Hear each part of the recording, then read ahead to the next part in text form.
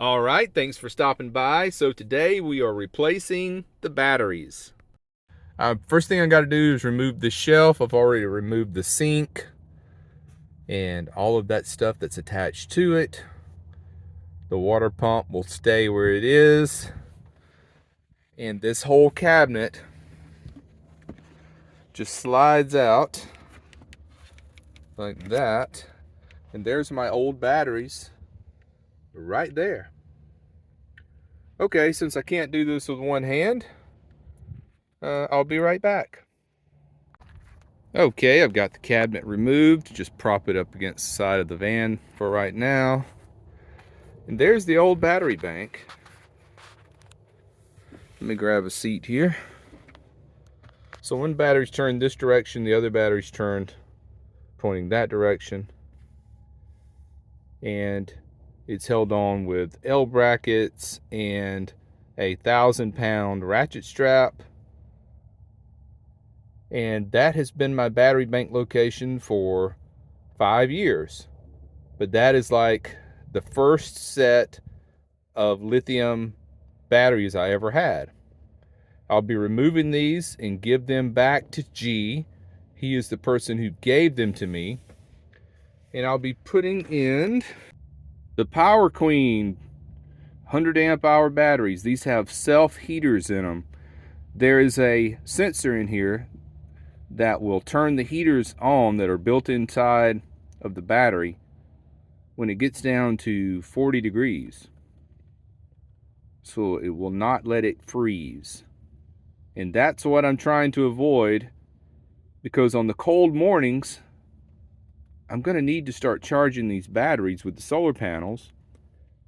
And if the temperature was 32 Fahrenheit or below, you shouldn't do that. You don't want to damage the battery. So these heaters that are built in will keep that from happening, which will be a great feature to have. All right, let's remove the old, install the new. Out with the old, in with the new for the new year. So step one will be get outside of the van, jump up top, and unhook the solar panels, because you do not want a charge controller plugged into a solar panel if it's not already plugged into a battery. So let's get that done. Okay, so I'll be disconnecting this connector,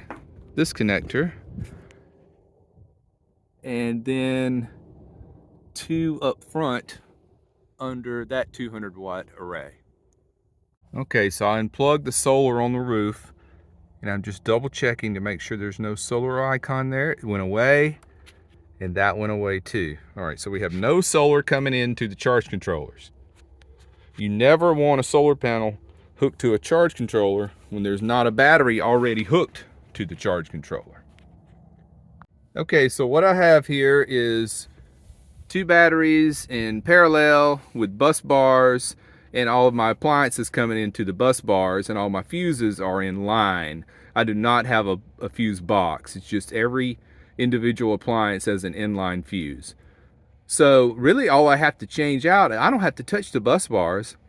All I've got to do is remove the large cables from the positive and negative on these batteries and put them over on the positive and negative of these, and just relocate, swap the batteries. That's it. Okay, I got one of them changed over. There's the new Power Queen, there's the old battery, and I'm very professional. See, I ball up a sock and I put over the cable so it wouldn't touch anything and cause a spark. Very professional method that I'm using here. You know, only the pros use socks to protect from sparks. So now I need to attach the positive and the negative from the bus bar onto this battery. And then I will take off this negative, this positive, and the positive from this bus bar on this battery, and we'll just slide the new one in and reattach everything in the same exact position. Everything's the same, except now I have Power Queen brand with self-heating feature in the battery. So we're halfway done. Okay, now that wasn't so hard, was it? So we got the new Power Queen self-heating batteries in. There's the old ones. And I have not hooked the solar back up yet. But the charge controllers are connected.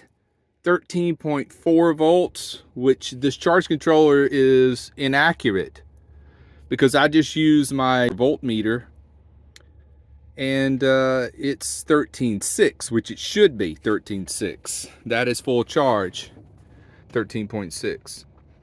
So it looks like I'll be replacing these cheapo charge controllers also and get a good MPPT one.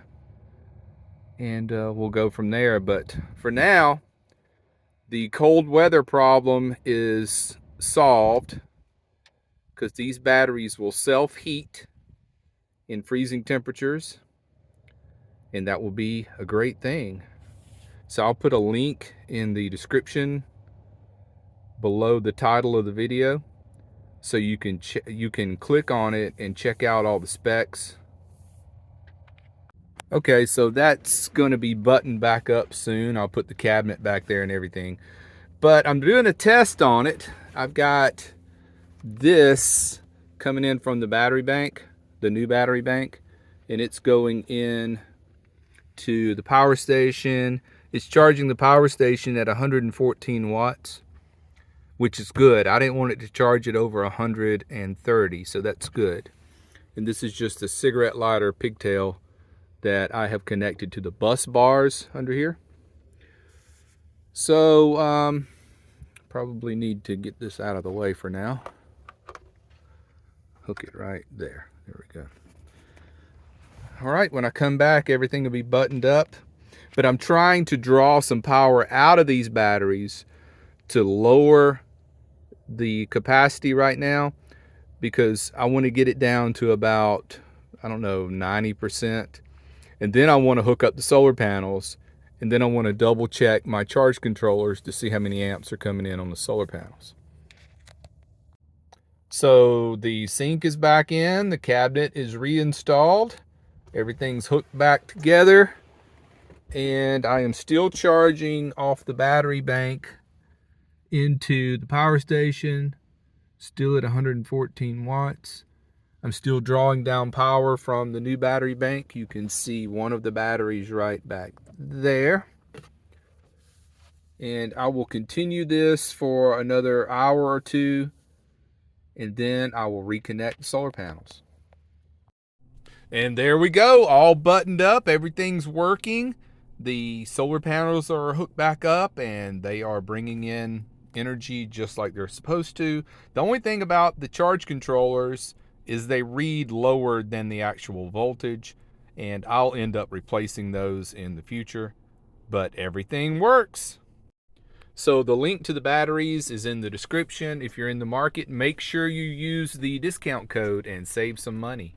I'll be making a follow-up video when I change out the charge controllers, but for now, thanks for watching, take care, be well, and smash the bell.